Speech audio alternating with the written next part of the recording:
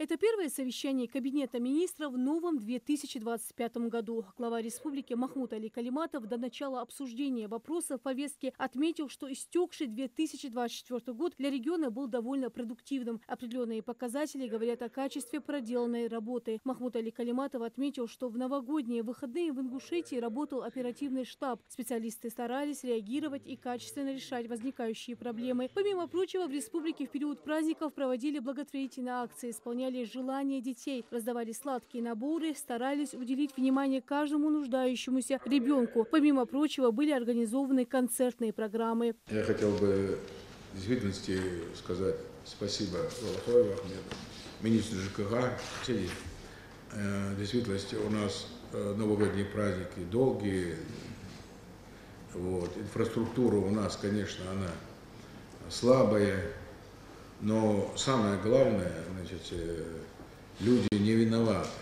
Я понимаю, что 95-го года трубы, 2000-го года трубы, неважно. Но оперативно и информационно вы сработали, и Барка Толчуан, Ильянова Залина Исраиловна, вам тоже огромное спасибо. Те мероприятия, которые проводили, для детей особенно. Благодарность передайте директору театра ТЮЗ. Великолепный спектакль для детей был сделан. Все было сделано. Глава Ингушетии отметил, что в новом 2025 году президентом России утвержден определенный перечень требований к субъектам России. Махмуд Али Калиматов сказал, что особое внимание будет уделено исполнению поручений. Если до указанного срока свои обязательства не будут исполнены должностными лицами, каждому будут применены определенные меры. Ведь в их руках развитие нашего региона и его процветание. И от слаженной работы зависит благополучие жителей. Неисполнение поручений дисциплинарную практику вводим категорично, обязательно.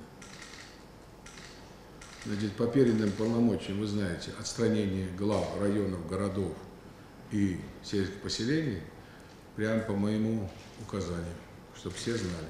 Сегодня пресса здесь, да? Хотел бы искренне поздравить с Днем печати. Совещание пока только началось. Я думаю, что полагайтесь на прессу, вы можете делать работу, но через них проводите ту линию, которая определена президентом, правительством и руководством республики. Эти все направления должны Баркалхалчу. На совещании озвучили и приятную новость. Благодаря личному участию главы Ингушетии парк общественного транспорта в республике пополнился современными автобусами. Машины пока не вышли на линию, до этого предстоит проделать определенную работу. В них предусмотрены все необходимые удобства, установлена система ГЛОНАСС, кондиционеры и не только. И чтобы понимали все, данные средства – это субсидия, невозвратные, неплатные, и это только двум регионам России были выделены средства. Это по итогам встречи Дениса Макинча с вами в апреле 2024 года договорились. Если страны поступили в декабре, мы их освоили, на конкурсной основе определили подрядчика, автобусы поступили, а вещи находятся у нас на базе. Я когда ездил по населенным пунктам, то мне жители Галашка, ли Олками, ли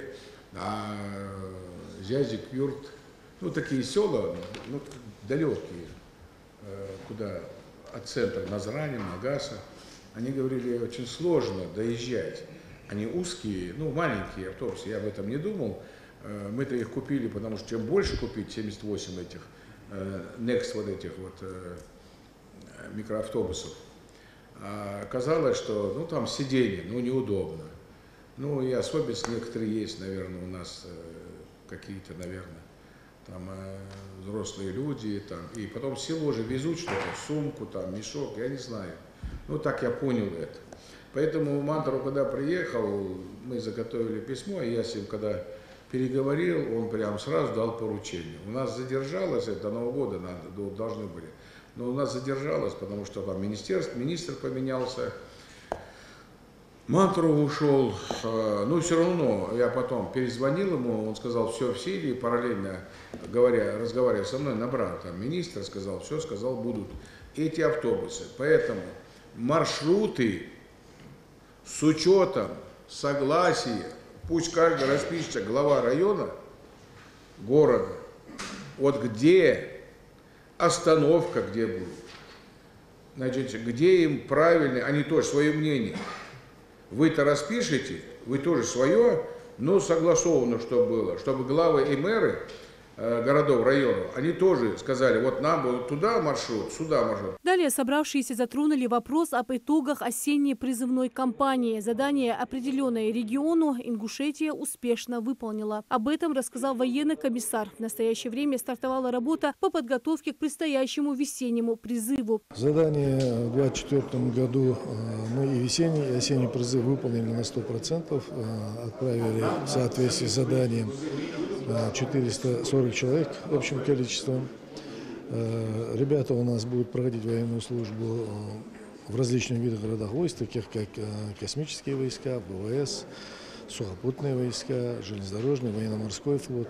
Ну, то есть во всех видах городах войск отправляли их везде. И география, начиная от соседних субъектов, заканчивая Дальним Востоком, Забайкальем.